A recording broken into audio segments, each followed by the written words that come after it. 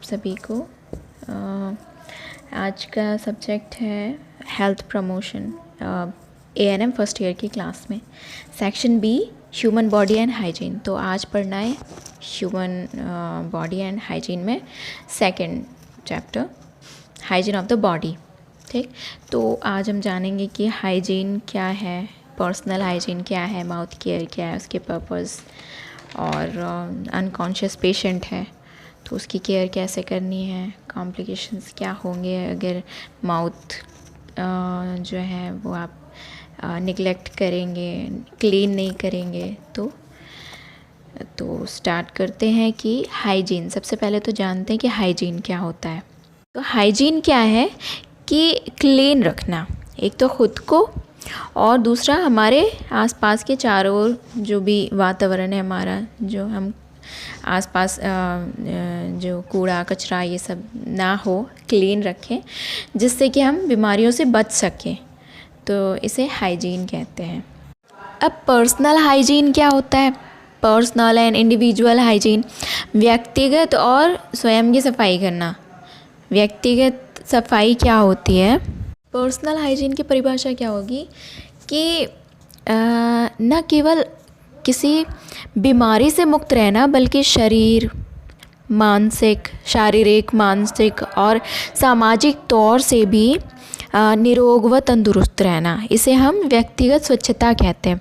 और सामान्य शब्दों में अगर हम कहें कि जो पर्सनल हाइजीन है उसका क्या मतलब होता है, तो नॉर्मल सी बात है, हम अपने शरीर को साफ़ सुथरा रखना हम है, उसे पर्सनल हाइजीन कहते हैं। जैसे शरीर की जो बाहरी स्वच्छता है, जैसे हैंड वॉश करना, बॉडी वॉश करना, ठीक, नहाना, और दिन में एक बार एटलीस्ट जो माउथ क्लीनिंग है वो करना टूथब्रश से, और वंस में एक बार अपने हेयर को क्लीन करना, शैम्पू के साथ वॉश करना, हैंड वॉश करना बिफोर एंड आफ्टर ईटिंग या फिर प्रिपेयरिंग फूड, है ना।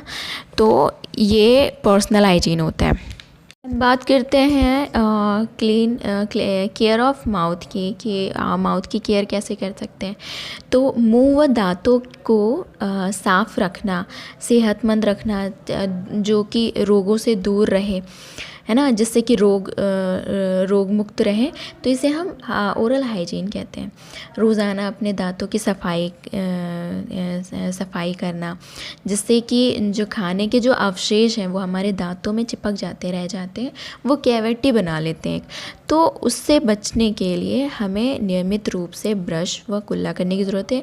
जब हम ब्रश और कुल्ला करते हैं तो उसी दौरान हमारी जीभ की भी सफाई ज़रूर हो जाती है। अब उद्देश्य क्या है माउथ केयर के देखभाल के? तो पहला है कि दंत क्षरण और दांतों को नष्ट होने से बचाता है। ठीक है, दांत का जो क्षय होता है, दांत घिसने लगता है, तो उससे ये बचाता है। जो मनुष्य वो तरोताज़ा और साफ़ सुथरा महसूस करता है। लार ग्रंथियाँ जो हैं वो अच्छे से काम करती हैं, सलाइवेशन बहुत अच्छा होता है, बढ़ जाता है। और जो मसूड़े और लार ग्रंथियाँ हैं वो अच्छे से काम करती हैं, उनका क्षय नहीं हो पाता, है ना। और मुंह से गंदी बदबू नहीं आती है, जटिलताओं से बचता है, जैसे कि कोई डिज़ीज़ नहीं हो पाती, जैसे पायरिया है, मुखशोथ, जो जीभ के ऊपर वाइट सी लेयर नहीं पड़ जाती है, तो ये सारी चीज़ों से बचना, ये हमारा पर्पस है माउथ केयर का। अब वो रोगी जिनके मुंह की देखभाल बहुत ज़रूरी है, जैसे कि जो बेहोश रोगी है, अनकॉन्शियस है, ठीक, अपने होश में नहीं है, असहाय है, खुद से वो ब्रश अपनी ओरल केयर नहीं कर सकता है, या मरीज़ को बहुत तेज़ बुखार है, वो असहाय है, या फिर लकवा हो गया है, लकवा से ग्रसित है रोगी, मुंह की कोई बीमारी से ग्रसित है ना रोगी, या फिर उसे जो है मुंह के द्वारा वो खाना नहीं ले सकता है ना, तो भी अगर वो मुंह से नहीं खा रहा है तो भी तो उसका ओरल हमें क्लीन करना है। बात करते हैं कॉम्प्लिकेशंस की। अगर हम ओरल केयर नहीं देते हैं, निगलेक्ट कर देते हैं, तो क्या क्या कॉम्प्लिकेशन हो सकते हैं। तो कॉम्प्लिकेशन में पहला कॉम्प्लिकेशन है पैरोटाइटिस। पैरोटाइटिस क्या होता है, जो हमारे फेस के दोनों साइड ये जो पैरोटिड ग्लैंड पाई जाती है ना, तो वहाँ पे इन्फ्लामेशन हो जाता है, सूजन में जो इन्फ्लामेशन हो जाता है। यहाँ पे क्या होता है, मेजर सलाइवरी ग्लैंड प्रेजेंट होती है, सलाइवा जो प्रोड्यूस करती है। तो क्या होता है ना कि वहाँ पे स्वेलिंग आ जाती है, तो ये लार ग्रंथियाँ जो है उससे अफेक्टेड होती हैं। दूसरा है स्टोमेटाइटिस। मुंह की जो स्लेस में झिल्ली है ना, तो उसमें इन्फ्लामेशन होना। Gangrenous stomatitis. गैंग्रीनस मीन्स जहाँ पे ब्लड की सप्लाई प्रॉपर नहीं पहुँचती है, तो वो जगह सड़ने लगती है। तो जो स्टोमेटाइटिस है, जो स्लेस में झिल्ली है, वहाँ पर कैंसर का पैदा हो जाना। जिंजिवाइटिस, मसूड़ों में इन्फेक्शन हो जाना। ग्लोसाइटिस, जो जीभ है वहाँ पे इन्फेक्शन हो जाना। ओटाइटिस मीडिया, जो मध्य ईयर, हमारे कान का जो मध्य भाग है, उसमें इन्फेक्शन हो जाना, इन्फ्लामेशन हो जाना, ठीक है। और ये क्या है, सॉडिस, दांतों का पीला या भूरा रंग हो जाना। पायरिया, दांतों में मवाद का पड़ जाना। डेंटल कैरीज, दांतों का क्षय होना। ये सारे हमारे कॉम्प्लिकेशंस हैं। अब अगर कोई बेहोश व्यक्ति है, हाँ, वो कॉन्शियस नहीं है, होश में नहीं है, और उसके माउथ की क्लीनिंग करनी है, तो क्या होता है कि जो सिक्रेशंस है वो तो अपने आप आते रहते हैं माउथ में, पूरा सिक्रेशन। अब अगर आपको उसे क्लीन करना है तो उसके लिए सक्शन की ज़रूरत होती है, तो हमें सक्शनिंग करना बहुत ज़रूरी है अनकॉन्शियस पेशेंट का टाइम टू टाइम। इसके लिए कुछ आर्टिकल्स की बहुत आवश्यकता होती है। तो उसमें क्या है, face towel, mackintosh with draw sheet. जो शीट होती है उसके ऊपर एक प्लास्टिक की मैकिनटॉस जो है वो शीट बिछाई जाती है, जो जिससे कि अगर जैसे पानी है, पानी या क्लीनिंग के दौरान पे कुछ गिर गया तो उससे कपड़े ख़राब ना हो, है ना, बेडशीट ख़राब ना हो। डिस्पोजेबल ग्लव्स, डिस्पोजेबल ग्लव्स होना चाहिए। आर्टरी फॉरसेप्ट होनी चाहिए, डिसेक्टिव फॉरसेप्ट, टंग डिप्रेशर, ठीक, माउथ गैग। पोटेशियम पर मैग्नेट का सॉल्यूशन होना चाहिए, जिसमें कि 1 ग्राम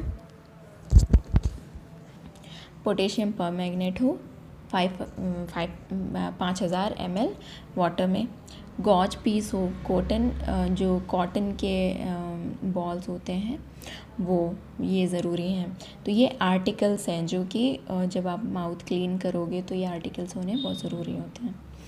अब जो रोगी है तो उसका ये जो प्रोसीजर है वो प्रोसीजर कैसे करेंगे, उसकी माउथ क्लीनिंग कैसे करेंगे, प्रोसीजर क्या होगी। अगर पेशेंट इसके प्रोसीजर करने से पहले अगर पेशेंट कॉन्शियस है तो हम उसे बता देंगे कि हम कौन सी प्रक्रिया करने वाले हैं आपके ऊपर, और अगर अनकॉन्शियस है तो हम उस पर जो प्रोसीजर है वो अप्लाई करेंगे। जो बेड है, बेड के जो साइड लाइंस होती है, साइड रेज होती हैं, उसे हम उठा देंगे कि जिससे कि पेशेंट है अगर वो अनकॉन्शियस है या फिर कॉन्शियस है तो वो गिर ना सके, है ना, मरीज़ की सुरक्षा के लिए।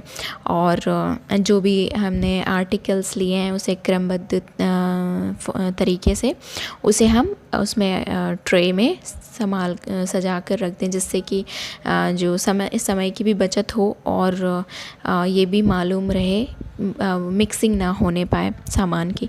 और जब हम प्रोसीजर अप्लाई करते हैं तो आफ्टर एंड बिफोर प्रोसीजर करने से पहले, प्रोसीजर करने के बाद हमें हैंड वॉशिंग बहुत ज़रूरी है, ये संक्रमण से बचाता है। रोगी यदि बेहोश है तो उसके मुंह में पानी डालना नहीं चाहिए, क्योंकि वो अनकॉन्शियस है तो उसके फेफड़ों में जाने के बहुत ज़्यादा चांस हो सकते हैं।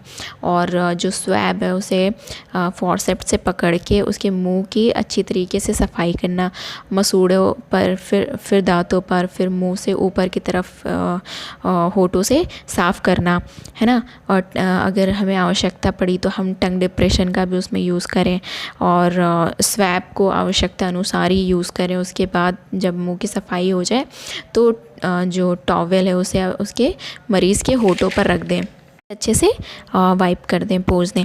उसके बाद जब रोगी का ये जो प्रोसीजर कंप्लीट होता है उसके बाद हम रोगी की देखभाल के लिए जो बाद की देखभाल है उसके लिए क्या करेंगे, जो भी हमने आर्टिकल्स लिए थे उसे वापस से जैसे कि किडनी ट्रे है, मैकिन्टॉस है, टॉवेल है, ये सब हटा देंगे और आरामदायक स्थिति में रोगी को लिटाना है और रोगी के सामानों को यूटिलिटी कक्ष जो है उसमें रख देना है और बाकी जो व्यर्थ चीज़ें उसे फेंकना है और उन्हें साबुन से जो भी जो थे उसे साबुन से और जो फॉरसेप्स थे उसे उबाल कर क्लीन करना, साफ़ करना है।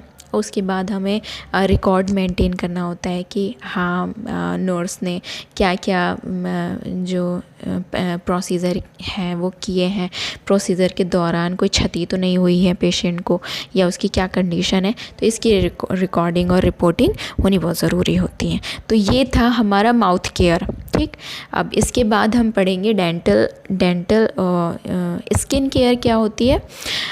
स्किन केयर के बारे में नेक्स्ट क्लास में हम